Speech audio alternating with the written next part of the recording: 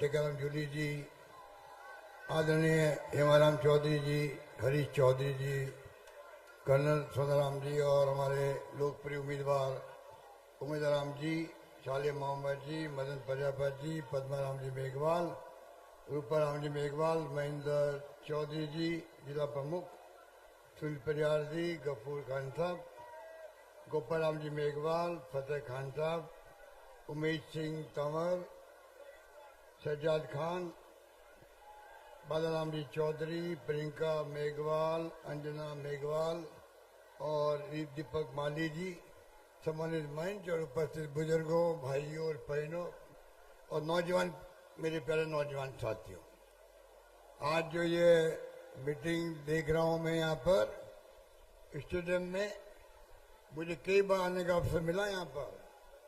आज आपने कमाल कर दिया, आप सबको बधाई, बहुत बहुत मुबारकबाद। शानदार ऐतिहासिक मीटिंग, इस मीटिंग का संदेश चला गया है। आपने उमेदराम जी को बुजुर्गों का आशीर्वाद, नौजवानों का प्यार और स्नेह विश्वास मिला है, उसके बाद में कोई बात बचती नहीं है। मेरे पूर्व वक्ताओं ने, दोतासा जी ने, जूली जी ने आपको सब बातें मान के कही। देश में हालात क्या है आप सबको मालूम है, बड़ा चिंताजनक हालात है ये देश के अंदर, हालात बहुत गंभीर है। जब आप खुद देखिए राहुल गांधी क्या बोल रहे हैं, भारत जोड़ो यात्रा के अंदर 5 पॉइंट दिए उन्होंने, गारंटी दे रहे वो बात क्या करते हैं, बेरोजगारी बहुत भयंकर बढ़ती जा रही है, महंगाई बहुत भयंकर है, कमर तोड़ महंगाई है, गरीब और अमीर की भी खाई बढ़ती जा रही है, वही मुद्दा है। और आपस में सभी धर्म के लोग, सभी जातियों लोग प्यार से, सद्भावना से, मोहब्बत से भाई भाई की तरह रहे, ये 4 मुद्दे कहते हैं। वो क्या बुरी बात कहते हैं। और प्रधानमंत्री मोदी जी क्या बोलते हैं आप देखते हो राहुल गांधी के बारे में, तो आप सोच सकते हैं कि जो ईडी इनकम टैक्स का दुरुपयोग हो रहा है, सीबीआई का, जिस प्रकार से करप्ट लोगों को बीजेपी भर्ती कर रही है और बीजेपी के बाद में मशीन लगी हुई है,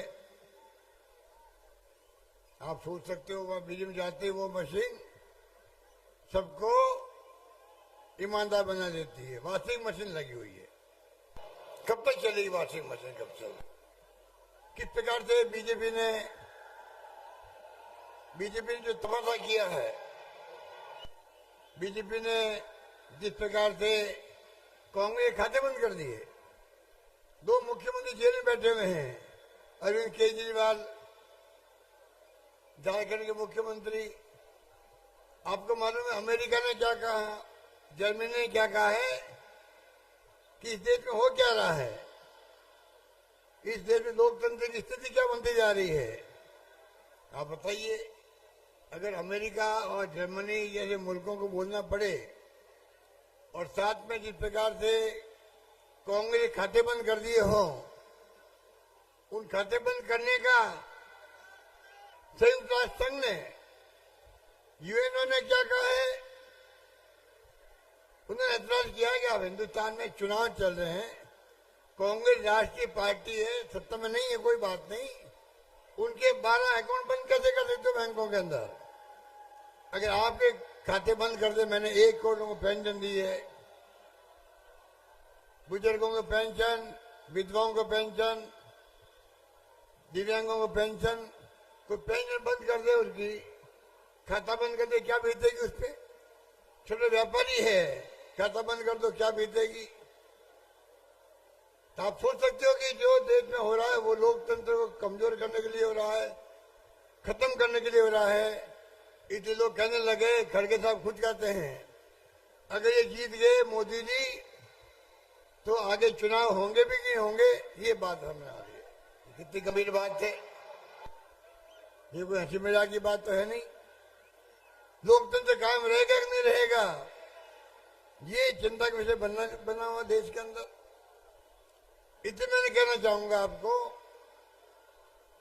हालात बड़े गंभीर हैं, देश को बचाना है। चुनाव खाली उम्मीदवारों जी का नहीं है, ये चुनाव देश के भविष्य का है, ये चुनाव लोकतंत्र को बचाने का है, ये चुनाव अंबेडकर साहब के संविधान को बचाने का है, जिसके लिए जूली साहब ने कहा आपको। तो आप सोच सकते हो ये गंभीर चुनाव है, इसलिए आज राजस्थान में और देश के अंदर माहौल बदल रहा है। आप देखेंगे 19 तारीख आते आते कांग्रेस की हवा चलेगी देश भर के अंदर, भारी बहुमत से कांग्रेस के उम्मीदवार जीतेंगे, इंडिया गठबंधन जीतेगा। इनको सबक सिखाएंगे, ये कब्जा नहीं कर सकते हैं, वो स्थिति बनने वाली है और बननी चाहिए। आप सबके सहयोग से बननी चाहिए। अगली सरकार 400 पार का जो नारा दिया गया है, खाली लोगों को भ्रमित करने के लिए दिया गया, जिसे कि हमें वोट पड़ रहा है। मोदी जी खुद घबराए हुए हैं, उनकी पार्टी घबराई हुई है, इसलिए कांग्रेस के लोगों को तोड़ तोड़ के ले आ रही है, डरा के, धमका करके, लालच दे करके। ये आप सब देख रहे हो तमाशा क्या हो रहा है देश के अंदर। इसलिए मैं कहना चाहूंगा, राजस्थान सरकार ने आपके आशीर्वाद से बहुत काम किए, ऐतिहासिक काम किए। मुझे आपने 3 बार मुख्यमंत्री बनाया। इतने शानदार योजनाएं थी कि राजस्थान पहली बार देश में चर्चा में आ गया, हर राज्य के अंदर। हमारी स्कीम देखने के लिए वहां के अधिकारी आने लग गए, चाहे वो स्वास्थ्य योजना क्यों नहीं हो, चिरंजीव की 25 लाख का बीमा। हिंदुस्तान छोड़ो, दुनिया के किसी मुल्क में नहीं है वो काम, हमने करके दिखाया था। कितने लोग लाभान्वित हुए, कितने लोग दवाएं free, test free, operation free, कहीं सुना आपने कहीं पर?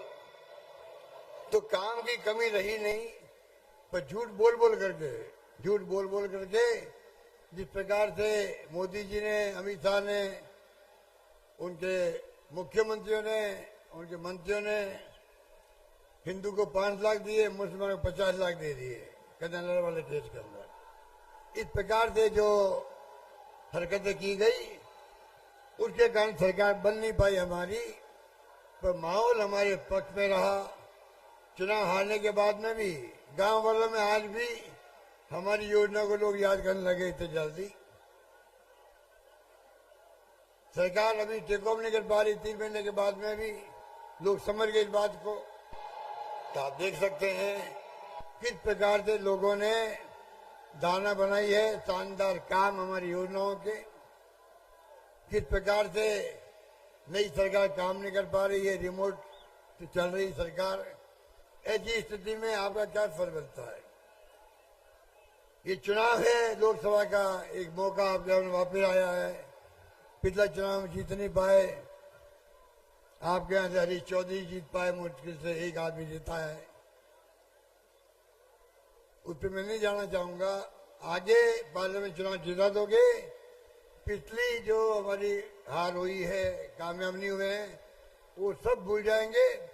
जनता समझ जाएगी पिछले चुनाव में धोखा दे करके, झूठ बोल करके चुनाव जीत गए। पब्लिक का मूड क्या है मालूम पड़ जाएगा। इसलिए उम्मीदवार जी एक साफ सुथरा आदमी है, आपके अपने हैं, शिक्षित है, वो चुनाव जीत के जाएंगे। तो मैं समझता हूं कि आपके आवाज को, आपके तेल निकल गया है, आपके यहाँ पर बिजली की योजनाएं तेज गति चल रही है, जल जीवन मिशन चल रहा है, आपके यहाँ पर कोई कमी नहीं है, रिफाइनरी बन रही है। इस साल के अंत तक 31 दिसंबर तक का वादा किया उन्होंने, पूरा करने का अधिकारियों ने। जब हम लोग आए थे यहाँ मीटिंग की थी, तब रिफाइनरी साथ में पेट्रोकेमिकल कॉम्प्लेक्स है, ये नौजवान जितने बैठे हैं, मैं कहना चाहूंगा आप लोग अभी से तैयारी करें। प्लास्टिक आधारित सैकड़ों इकाइयां आप लगा सकते हैं, रोजगार मिल सकता है। इस प्रकार का माहौल बन गया है। सांचों की तरफ गैस निकलने की संभावना है। बाड़मेर आपके हमारे देखते हुए 25 साल 30 साल पहले बाड़मेर क्या था, आज क्या है आप देख सकते हो। यहाँ होटल खुल रही है, आर्थिक गतिविधि बढ़ गई है, सड़कें बनने की बात हो, नेशनल हाईवे की बात हो, सब कुछ यहाँ पर हो रहा है। कॉलेज जो मुझसे मांगा गया, हिमालय जी बैठे हैं यहाँ पर, हरीश चौधरी जी बैठे हुए हैं, पद्माराम जी बैठे हुए हैं। जहाँ जहाँ मुझसे मांगा गया, कोई कॉलेज मांगी, तहसील मांगी, नगर पालिका मांगी, मैंने कभी मना नहीं किया। मैंने इनको कह रखा था तुम मांगते मांगते थक जाओगे, मैं देते देते नहीं थकूंगा। एक दिन हरीश चौधरी मेरे पास आए, उन्होंने कहा था हरीश चौधरी ने मुझे कहा कि साहब मैंने आपको पटापटू करके सबसे अधिक काम तो मैंने मेरे क्षेत्र में करवाई। हरीश चौधरी मुझे कह के गए थे। आप सोच सकते हो किस प्रकार से काम हुए होंगे। जो मांगा हमने दिया है। पूरे राजस्थान के अंदर शिक्षा के क्षेत्र में, स्वास्थ्य के क्षेत्र में एक मारवाड़ मेडिकल विश्वविद्यालय बन रहा है। जोधपुर के अंदर विश्वविद्यालय बन रहा है, कॉलेज के अलावा भी सारी संस्था, एम्स आ गई, IIT आ गई, विश्वविद्यालय आ गए, वहां पर कोई कमी नहीं रही है। और आपके उम्मीदवार जैसा उम्मीदवार जीत के जाएगा, जो भी योजनाएं होगी भारत सरकार की, उसके लिए संघर्ष करेंगे, लेके आएंगे यहाँ पर। और साथ में जो हमारी स्कीमें हैं, नई सरकार बन गई है, हम सब मिलकर आपके सहयोग से चाहेंगे कि जो फायदा मिल रहा है गाँव वालों को, हमने किसानों के लिए अलग बजट पेश करने वाली पहली सरकार, देश के अंदर पहली सरकार राजस्थान सरकार है जिसे किसानों के लिए अलग बजट पेश करना स्वीकार किया राजस्थान के अंदर। इस प्रकार से हमने काम किया था। उनकी तरह नहीं है काले कानून बना दिए, 700 किसान मारे गए धरना देते देते। कोई शर्म ही नहीं है, कोई संवेदनशीलता ही नहीं है। ऐसी सरकार दिल्ली में बैठी हुई है। इसलिए मैं लंबी बात नहीं कहता हुआ आपको मैं कहना चाहूंगा, कृपा करके पानी में, बिजली में, शिक्षा में, स्वास्थ्य में, सड़कों में कोई कमी रखी नहीं हम लोगों ने। आगे भी इस सरकार की योजनाएं बंद नहीं हो, इसके लिए हम सब एकजुट रहेंगे।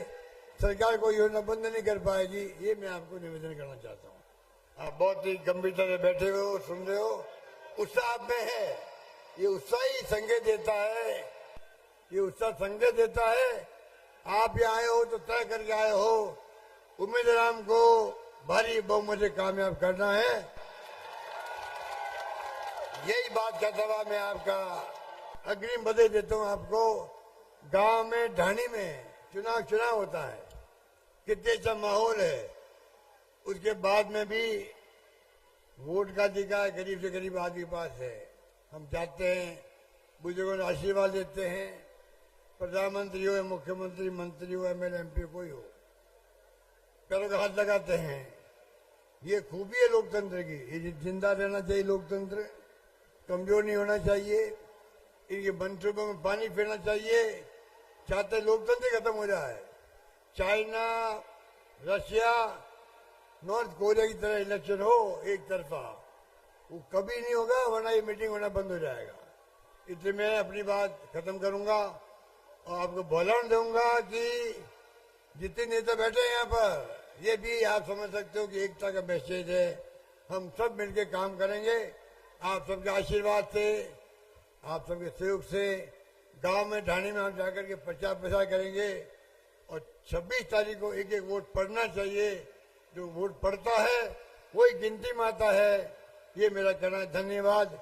जय हिंद। धन्यवाद।